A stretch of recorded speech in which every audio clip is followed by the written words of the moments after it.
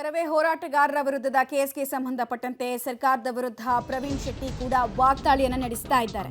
ಕನ್ನಡ ಸಂಘಟನೆಯವರು ಏನಾದರೂ ಲೂಟಿ ಮಾಡಿದಾರಾ ಅಂತ ಪ್ರಶ್ನೆಯನ್ನು ಕೇಳಿದ್ದಾರೆ. ಕನ್ನಡ ಸಂಘಟನೆ ಸದಸ್ಯರ ಮೇಲೆ ಕೇಸ್ ಹಾಕ್ತೀರಾ ನೀವು? ಕನ್ನಡ ವಿಚಾರಕ್ಕೆ ಎಲ್ಲರೂ ಹೋರಾಟ ಮಾಡ್ತೀವಿ ಅಂತ ಕೂಡ ಎಚ್ಚರಿಕೆಯನ್ನು ಕೊಡ್ತಾ ಇದ್ದಾರೆ.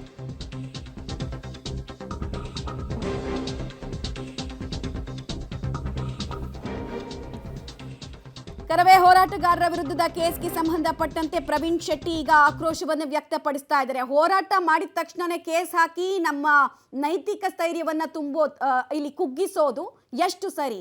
ನೈತಿಕ ಸ್ಥೈರ್ಯವನ್ನ ತುಂಬೋ ಕೆಲಸವನ್ನು ಸರ್ಕಾರ ಮಾಡಬೇಕಾಗಿತ್ತು. ಬಟ್ ಇಲ್ಲಿ ಅದನ್ನ ಹತ್ತಿಕ್ಕೋ ಕೆಲಸವನ್ನ ನೀವು ಮಾಡ್ತಾ ಇದ್ದೀರಾ. ಬಟ್ ನಾವು ಸುಮ್ಮನೆ ಕೂರೋರಲ್ಲ ಅನ್ನೋ ಸಂದೇಶವನ್ನು ಕೂಡ ಕೊಡ್ತಾ ಇದ್ದಾರೆ.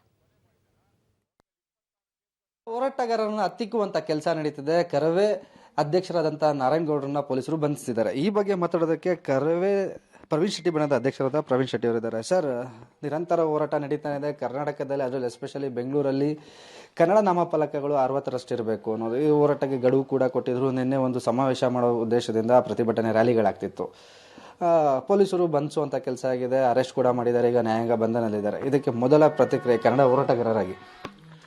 ಮೊದಲನೇದಾಗಿ ಅಮಾಯಕ ಕನ್ನಡದ ಕಾರ್ಯಕರ್ತರು, ಕನ್ನಡ ಅಂದರೆ ತಮ್ಮ ಪ್ರಾಣವನ್ನೇ ಅರ್ಪಿಸಿಕೊಳ್ಳಿಕ್ಕೆ ಸಿದ್ಧವಾಗಿರುವಂಥ ಅನೇಕ ಜನ ಕಾರ್ಯಕರ್ತರು ಈ ರಾಜ್ಯದಲ್ಲಿದ್ದಾರೆ. ಈ ಕೂಡಲೇ ಅವ್ರನ್ನ ಸರ್ಕಾರ ಬೇಷರತ್ತಾಗಿ ಬಿಡುಗಡೆ ಮಾಡಬೇಕನ್ನುವಂಥ ಒತ್ತಾಯವನ್ನು ಕರ್ನಾಟಕ ರಕ್ಷಣಾ ವೇದಿಕೆ ಮುಖಾಂತರ ಹೇಳ್ತಾ ಇದ್ದೀನಿ. ಸರ್ಕಾರಕ್ಕೆ ಎಚ್ಚರಿಕೆಯನ್ನು ಕೊಡ್ತಾ ಇದ್ದೀವಿ. ಯಾಕಂದರೆ ಇವತ್ತು ನಿನ್ನೆ ಹೋರಾಟಗಳಲ್ಲ, ಅನೇಕ ಸಂದರ್ಭದಲ್ಲಿ ಅಂಗಡಿ ಪರವಾನಗಿ ತಗೋಬೇಕಾದ್ರೆ 60% ಕನ್ನಡದಲ್ಲಿ ಇರಬೇಕನ್ನುವಂಥದ್ದು ನಮೂದನೆ ಇದೆ. ಆದರೆ ಇಲ್ಲಿ ತನಕ ಅಧಿಕಾರಿಗಳು ಮತ್ತು ಸರ್ಕಾರ ಮತ್ತು ಪೊಲೀಸ್ ಇಲಾಖೆ ಇಲ್ಲಿಯ ತನಕ ಆ ಕಡೆ ಗಮನ ಹರಿಸಿಲ್ಲ. ಬೆಂಗಳೂರು ನಗರ ಯಾರು ಬಂದರೂ ಏನು ಬೇಕಾದರೂ ಮಾಡ್ಬೋದು, ಕನ್ನಡವನ್ನು ಹಾಕಿಲ್ಲ ಅಂದ್ರೆ ನಡೀತವೆ, ಕನ್ನಡಿಗರಿಗೆ ಕೆಲಸ ಕೊಟ್ಟಿಲ್ಲ ಅಂದ್ರೆ ನಡೀತವೆ, ಕನ್ನಡ ಮಾತಾಡಿಲ್ಲ ಅಂದ್ರೆ ನಡೀತವೆ, ಕನ್ನಡಿಗರ ಮೇಲೆ ಏನು ದೌರ್ಜನ್ಯ ಮಾಡಿದ್ರು ಸಹ ನಡೀತದೆ ಅನ್ನುವಂಥ ಭಾವನೆ ಬೇರೆ ರಾಜ್ಯದಿಂದ ಬಂದಂಥವ್ರಿಗೆ ನಡೀತಾ ಇದೆ. ಕರ್ನಾಟಕ ಒಂದು ರಾಜ್ಯ, ಕನ್ನಡ ಒಂದು ಭಾಷೆ ಇದೆ, ಕನ್ನಡದಲ್ಲೇ ಆಡಳಿತ ಇರೋದು ಅನ್ನುವಂಥದ್ದು ಸರ್ಕಾರಕ್ಕೂ ಮತ್ತು ಬೇರೆಯವರಿಗೆ ಅರಿವಿರಬೇಕಾಗಿದೆ. ಆದರೆ ಅದನ್ನು ಬಿಟ್ಟು ಕನ್ನಡ ಹೋರಾಟಗಾರರು ಏನು ಮಾಡಿದ್ದಾರೆ? ಡಕಾಯಿತಿ ಮಾಡಿದಾರಾ, ದರೋಡೆ ಮಾಡಿದಾರಾ, ಕೊಲೆ ಮಾಡಿದಾರಾ? ಅವ್ರ ಮೇಲೆ 26 ಕೇಸ್ಗಳನ್ನ ಹಾಕಿ ಮನೆಗಳನ್ನ ಹುಡುಕಿ ರಾತ್ರಿ ತಂದು ಹಾಕುವಂಥ ಜೈಲಿಗೆ ಹಾಕುವಂಥದ್ದೇನಿದೆ, ಇದನ್ನು ತೀವ್ರವಾಗಿ ಕಾಣಿಸುವಂಥ ಕೆಲಸ ಕರ್ನಾಟಕ ರಕ್ಷಣಾ ವೇದಿಕೆಯಿಂದ ಮಾಡ್ತಾ ಇದ್ದೀನಿ.